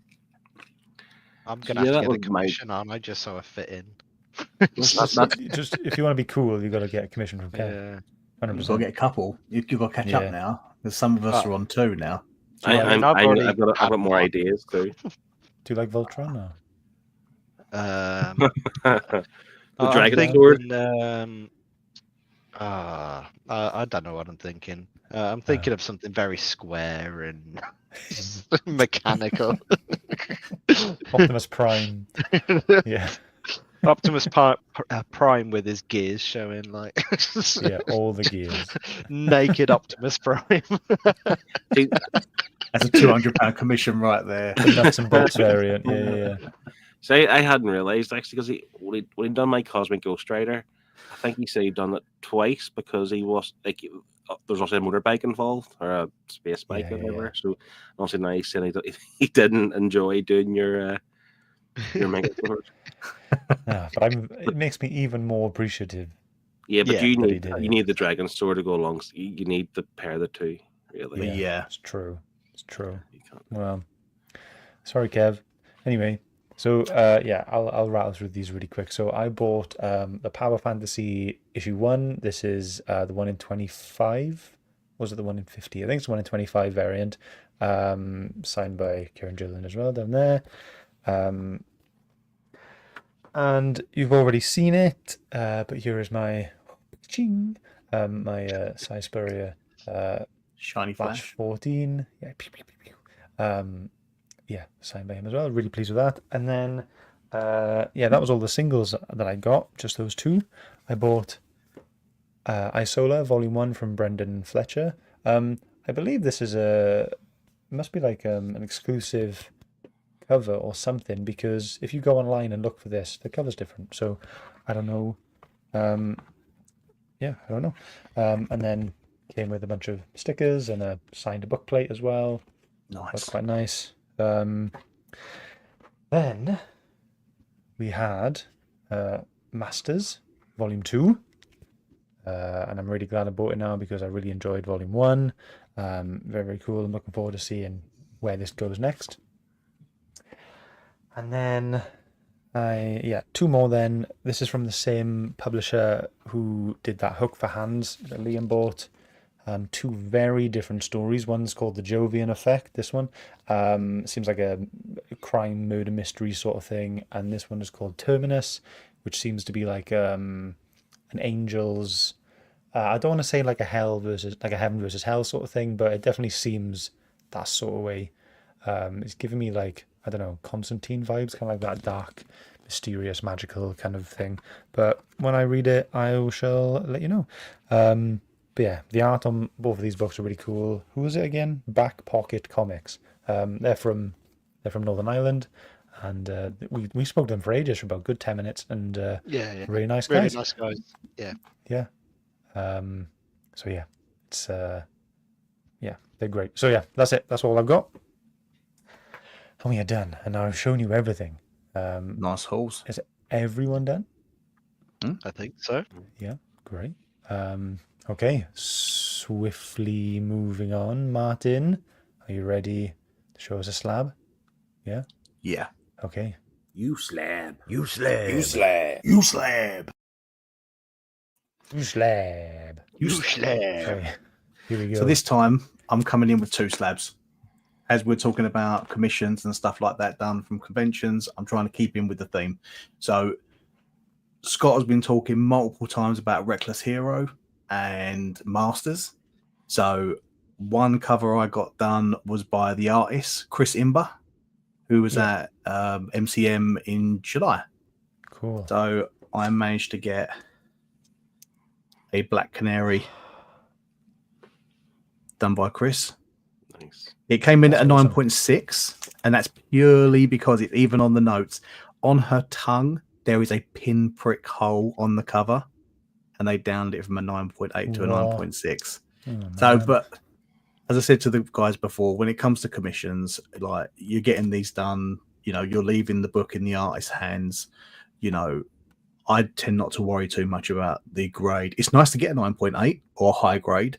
So I try and go in with a good quality book. But if it doesn't get a 9.8, I don't care. I'm more concerned about the actual commission.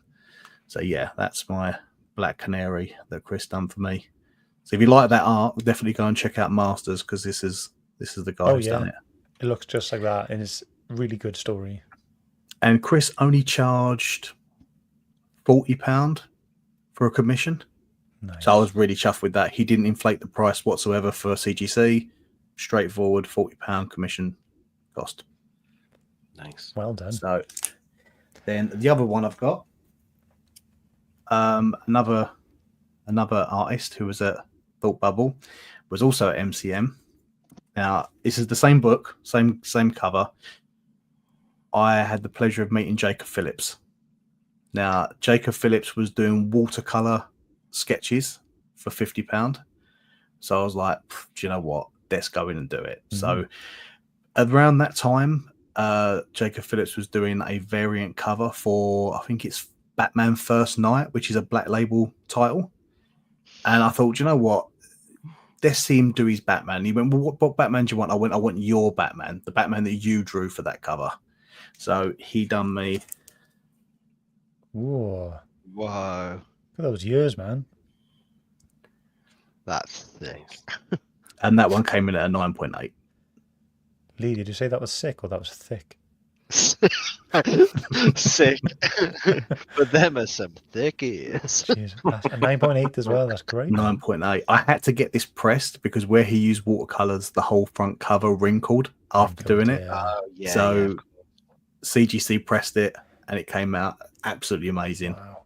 And yeah, got a 9.8. This is the one I love the most from MCM in May. I wish I'd got a Martin Simmons commission, but Martin Simmons was very expensive on his commissions at the time, and I spent a lot of money on that show. Yeah. But yeah, this is one of my favorite ones. Considering I'm not a big Batman fan, this is stunning. I was really pleased with this one. That's really nice. What do you think it would have been if you didn't get it pressed? That depends on the grader. But where it's Okay. wrinkled, it could have gone down maybe to a 9.6, 9.4, depending if So not that much then. I'm only just guessing. I'm Okay. guessing. But the pages was really wavy. So I just paid the extra and got it pressed. And it made it a lot better. Because when he handed it back to me, you could see it was really badly waved. And he told me it was the way that the watercolors were absorbed on the paper. Yeah. So he advised at the time, get it pressed. So I did that, and it paid off. Yeah, and it paid 100%. off. So yeah, and when this cover first came out, these Absolute Powers, I went and picked up loads of them, and I've got another 3 or 4 of them, and I'm the only one on the census who's actually got these. Oh, nice. These ones. These are the only 2 on the census that are yellow label sketched. Well done. One of my commissions coming back from MCM October is another one of these another Black Canary. I've got another Black Canary on one of these. So Nice. yeah, That's awesome. Well done. they are my convention commissions. CGC for you slab. You slab. You slab. You slab. You slab. You slab. Nice. Great.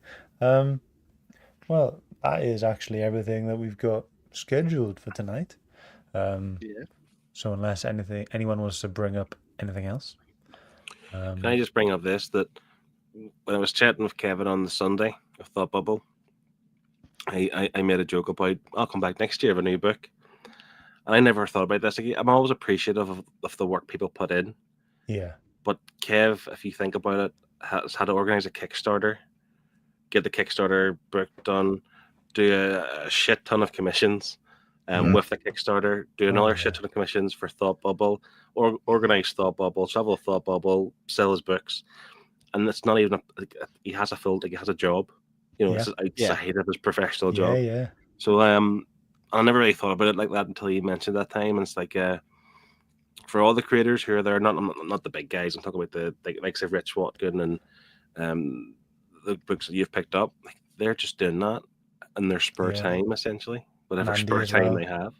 Yeah, And I think it's great. And that's what Thoughtbubble for me. That's what Thoughtbubble's kind of about, as well as meeting the big guys, sure, but being fully appreciative of the love of the genre, I suppose, love of the art. And I will totally agree with that, because you don't realize the amount of work that some of these artists, they take the big artists out of it, you know, the work they put into it. It's like I won't be able to see it, but like I've got a t-shirt that's all been drawn by the people that were there, and it's an Akira homage of Shadow the Hedgehog.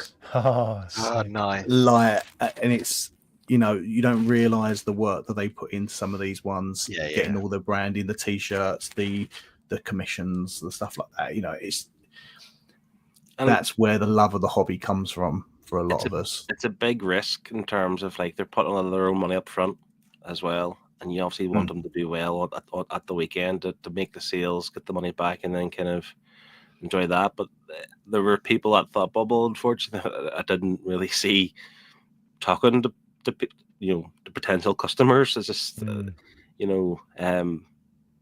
I like the idea that they are selling their stuff, but they're putting themselves out there. They're taking the risk. They're putting the money in, and I fully appreciate the hard work put into it. Yeah. Well done. I think if we can show that love as well, you know, by reposting their stuff, and if there's anyone that, you know, watches that wants us to, you know, check out their stuff, and you know, by all means, let us know. I'd love to read different things and different titles. And Lee and I were talking before, and we'd really love to get some creators like that on. Like I know Lee wants to speak to Melanie, the creator of it'd be good to get. It'd be good to get Keith on. Yeah, Keith. I want to speak to the guys who made the Masters. You know, Andy. Andy, yeah, of course, yeah, we get Andy on. But to be fair, I'd like to get Kev back on, just so we can hear what it's like, because he's done MCM and Thoughtbubble now. So what are the differences and things like that? Yeah. Especially from the creator side. You know, we're only speaking from the buyer side. We're the customer side. Yeah. You know, it'd be nice to see when I watched Kev stand for the whole 10 minutes, it was a wild experience, I can tell you. Like, people, it's hard because people were walking past, and they look and they go, right, and they just keep going, and it's like it's that typically British awkwardness, and you kind of go, ooh, and then you lock eyes with the person who's created that, and you go, all right, and then you just keep going, because it's not your cup of tea, it's not your thing, but you don't want to be like offensive. You don't want to go, oh well, I don't like that, that's not my thing. But then but you also want to share a bit of time to it. You know, that when you're walking past and looking, sometimes it's not a case of you're not interested. It's some case you're interested, but it might not be my thing, but I want to appreciate what you've done. Yeah. Mm-hmm. You know, and don't get me wrong, if I see something you've done that interests me, I will stop. And I did that. You know, I've got some Cyberpunk 2077 stuff that I got done. The artist just, you know, he signed them for me. He was so happy to get a sale. And I was like, you know, I love it because it's my two favorite characters from the anime. But sometimes you've got to get something that catches your eye. And just because, you know, us punters walk past and don't stop at the stalls, doesn't mean we don't appreciate what's going on there. But that's the thing too, from the creator's point of view. Like, I know the first day, kind of, you don't just buy the first book you see. You want to look around to see, listen, you don't have limited funds. Maybe you're like me, traveling on a plane, you have limited space, so you have to kind of be picky what you're buying. Yeah. So you are looking around to see what there is, and it's like, for the creator's point of view, you can't be too disheartened because somebody doesn't buy something. But it must be hard to keep up the appearance over 2 full days of like smiling and trying to be, because you just want people to buy your stuff. It's essentially so. Yeah. But yeah, that's just I think Thoughtbubble's great for that, because there's something for everybody. Like you say, if you like 100%. Norse mythology, Kev's got you covered. If you like, cyberpunk stuff, it's all there. Yeah. Scott bought a detective book, murder detective story. There was You know, all sorts of stuff. So tons of like LGBTQ stuff. There's Yeah. tons of like the guy next to Kev was selling a book on like his adventures in what game was it? In Dark Souls. I was Dark just about to Souls. say I forgot that book because I bought that book, but it's Yeah. not in my pile here, which means it's in my bookshelf. Oh. But yeah, it's his first playthrough through Dark Souls, and I'm not a Dark Souls fan, but I know how hard it is, and the first playthrough must be so frustrating that it could work really well as a comic, which is why I picked it up. Kev will have to put his name in the chat. I know it was Ken, but I can't remember his surname. Right. There was a line that some people were using to, get people's attentions, and it got me a few times. And so this one guy made eye contact and just went, "What kind of comics are you into?" And this is kind of the perfect question, no matter what you say, like what you say back, because I can either be like, well, for this instance, I said, I like sci-fi, I like fantasy, I like magic and all that. And this guy's answer was, well, I don't have anything like that, but here's what I do have. Yeah. Right. And then that again got me looking at what he was doing. Yeah. And that was the stall where Liam got that little ghost book from. So if that guy didn't get my attention with that question, I wouldn't have, found that book to point Liam to it, to get it for his wife and things like that. So even if like you don't have to say, a completely unique thing every single time, as long as you have that, a little repertoire, I guess, and just be like, hey, what kind of books do you like? Oh, well, I like this. Perfect. I've got this book. This is right up your street. And then if you go, no, I don't like that, or like I'm into this, and it's not what you have, then you could just say the latter. And then it may either go, ooh, actually, I have a friend who likes that kind of book. Maybe I'll buy it for them, and then they can enjoy it. Or exactly what I said. I was like, oh, my mate is just getting his book signed over there. I'll go grab him and I'll bring him back. It's that kind of thing, and it's really important to have that communication. You can't always let your creations speak for themselves, because this is a big thing about, in the comic industry, you are judging a book by its cover. And it is brutal, and I know that. And so you kind of do have to go, right, this is what it's about. You like the cover, maybe you don't like the cover, but it's actually really good inside. And I put a lot of work into this. I believe in this. It takes me back to the days now, for the older boys and girls, back when your PlayStation 1, PlayStation 2 days were around. You never had reviews online. You never had, you relied on, you walked into the shop, you picked a game up off the shelf, and you literally, for PS1, like, you had 3 screenshots and a synopsis. Yeah.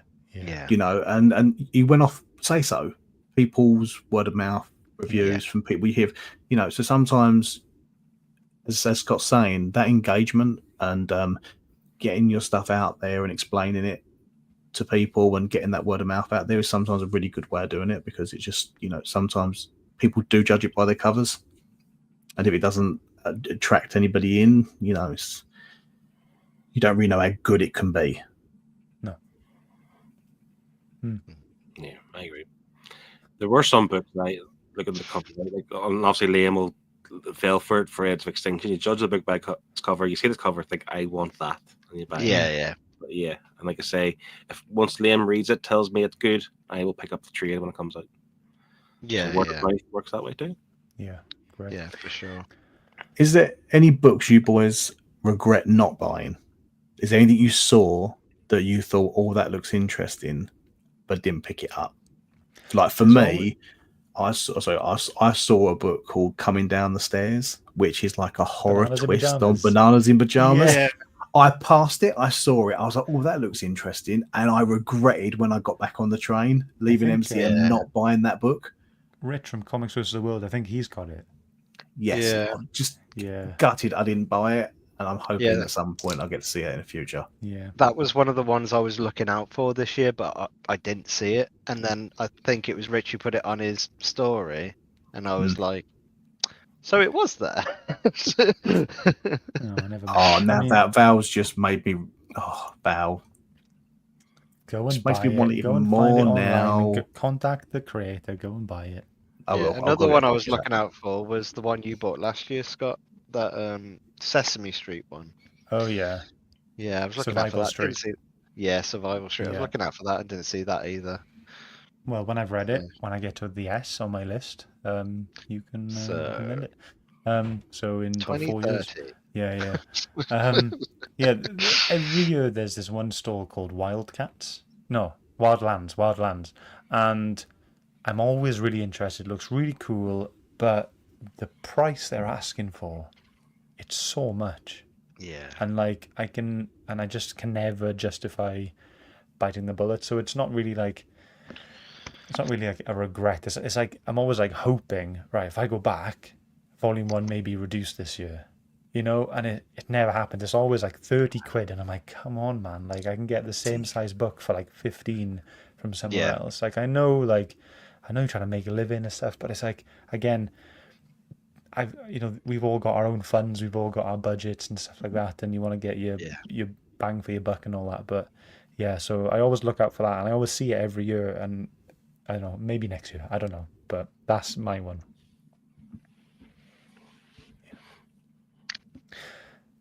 Cool. Oh, are we done? Yeah. Right. I think so. Yeah. It's getting very cold right in the shed. Yeah. So Yeah. yeah. I know. Great. Okay. Well, guys, thanks for everyone who's tuned in, who's jumped in, jumped out, whatever. Thank you so much for joining in. Thank you for everyone on the Discord who sent some pictures forward for the cover lover. Great. I think next month, hopefully, we'll do another one around Christmas time. We definitely December need to do- 25th. Hell yeah. We definitely need to do. Christmas, bro. We need to do an omnibus to show everyone that I've won the reading competition. That'll be the first week of January, because I need every day we can get to read some Right. more books. Okay. Yeah, I want to try and bump my number up at least by another 3. Yeah. You know, At least 3 more. And, At least and then, 3. Yeah, we're definitely going to have a look at getting some creators on, maybe just some like interview specific videos, maybe not getting them in with the Comic Airwaves Live, maybe it depends on who it is and time and all that, but yeah, we'll definitely have some independent creators You could on. do a creator-owned 616 episode. I could. That'd be nice. And yeah, and I will be getting back onto the 616. I've got a line of people who want to get involved and want to join in, so that will be done when I have time, because time sucks. But that's it. Thank you so much. It's been a pleasure having you, and I hope we've been a pleasure for you to watch. We'll see you again next time. See ya. Bye.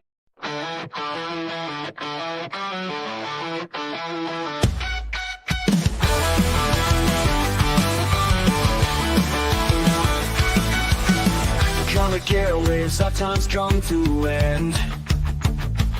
With Scott, Phil, Martin, and Liam, we hope you'll return again. From wax to lore, every show's been a ride. Comic Airwaves.